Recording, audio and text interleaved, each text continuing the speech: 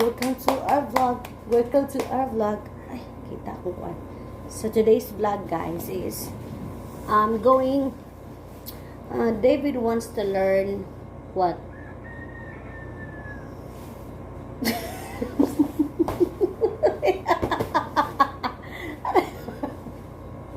Well, I'd like to learn more about your language.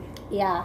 So today's video is I'm going to teach my husband like a basic, Oliva, basic English that usually what do you call this one? Usually use it. Okay? So the first word that I'm going to teach you, tulog-tulog na ay Ali means come here. Okay? Say it again. Like for example, I'm doing like this. Spell it. Ali is A-L-I. Ali. Ali. Ali. Oh, Ali. Sige. Example, I'm doing something on here. Ali, You're calling me. Ngano man? Huh? Ngano? Ngano, that's a second, another. I'm teaching you a very basic but a very common English that we use to use it. So you know what is come here? Ali. Okay, very good. So, lesson number 1. This is section garnet. So the second, you're in the section garnet. So second is you're calling me Ali. So I'm gonna tell you ngano man. Ngano? Ngano man? Ngano man. So, and then ngano is means why. Okay? Ngano. Because I said so. Ay, kuing ka nitudluang taka. I'm teaching you. Don't with me. I'm teaching you. I'm good. I say it so buing. Okay, means like when you call it ngano is why. Okay? Okay, then unsa. Unsa means unsa. Like you're calling me like, honey, come here, and then I'm very what they call this one, very hearing, not so hearing so much, and then you're gonna say unsa, like that. Unsa. Say it, unsa. Unsa. Means what. What. I'm teaching you the what, where. Let's say what, where, who, Never where. say, I already forgot the first one. Ali means come. Okay? Honey. Ngano means Why? and then what else I have second? And then unsa. Unsa means what? How does what get in the picture? What do you mean? Well, I said. What? But like a question like I said Ali, honey. Oh. And you said. Ngano No. means why? Why, yeah. Oh, I said. And unsa is another also another unsa is like what is this? Unsa ni? Like for example, you are telling me, what is this, honey? And you're going to tell me, unsa ni? No, Unsa you ni? need to get back in the conversation. I'm saying, honey, come here. That's why I tell you, you're still gonna learn that.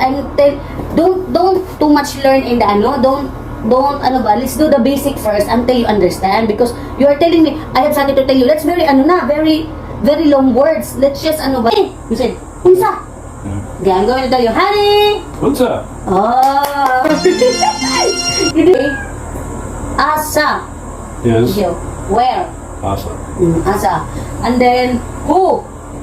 Who is that? Who is that beautiful? Who lang, only who. Kinsa. Kinsa. Kinsa. Who? Bisaya above. This one is ulo. Ulo. Ay, ulo. This one is ulo. Ulo. Olo. Oh, in English. Ulo. Oh, head is Ulo. ulo. Okay. Ulo is dalunggan. Dalungan. Oh, dalunggan. Galit ng ulo. Lie. Mata. Oh, mata.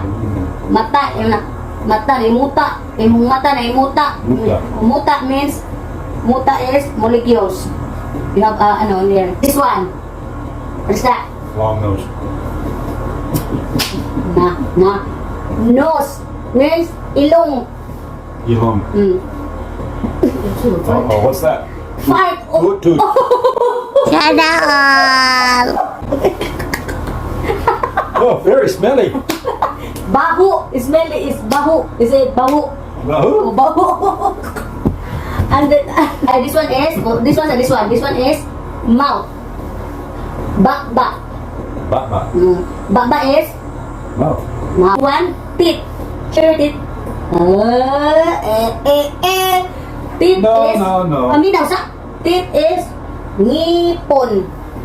Nippon? Nipol. Kim ka... I said Nippon. Nipol. Ngipon. Nippon. Okay, nipon. Not nipple. Okay. Hands is... Kamot. Kamot. Kamot, ha? Kamota. This one is... Kuko. Cuckoo. Kuko, not a kuko. Not a kuko. We have hair here.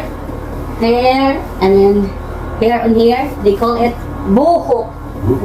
Buhok. And then this one, armpit. Armpit is very fast. Ilok. Elo.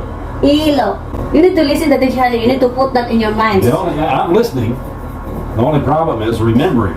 And that's fine. That's fine. Oh. Ulo. You have a kiss. Channel. And then this one. Elon. You have this one because you have another kiss. Like what do you call it, man? This one, mu. Sand in the eyes. Oh, what's that? Sand in the eyes. In Bisaya, mu. Mutu.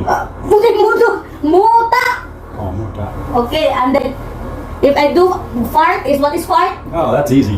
What is that? Mutu. Uto. Asa na dili? Asa ang kwarta? Asa ang kwarta? Where's the money? Asa kwarta? Where did the come in? Asa kwarta? No. Where money? So that's just for today. But at least you learn, no?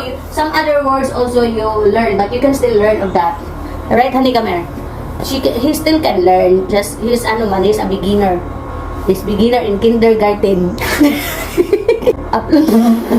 Upload some videos also about learning of Dongskie's Bisaya. But anyway, when we are talking, we always Bisaya and then translate to her. Okay, say bye-bye na. Thank you. Bye-bye.